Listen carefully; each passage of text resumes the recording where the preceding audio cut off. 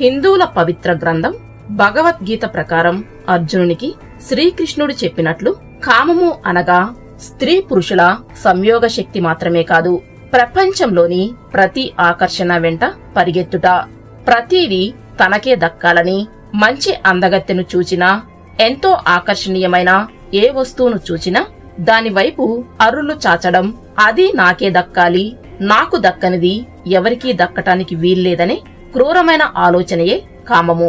కామము తీరలేదంటే దాని తమ్ముళ్లైన క్రోధము, మదములు వచ్చి ఉచ్చ నీచాలు మరచి కామాతురానాం నా లజ్జ నా భయం అన్నట్లు కామంతో కళ్ళు మూసుకుపోయి వాయి వరసలు మర్చిపోతారు. అందుకే గదా ఈ రోజుల్లో ఎన్నో అత్యాచారాలు జరుగుతున్నాయి.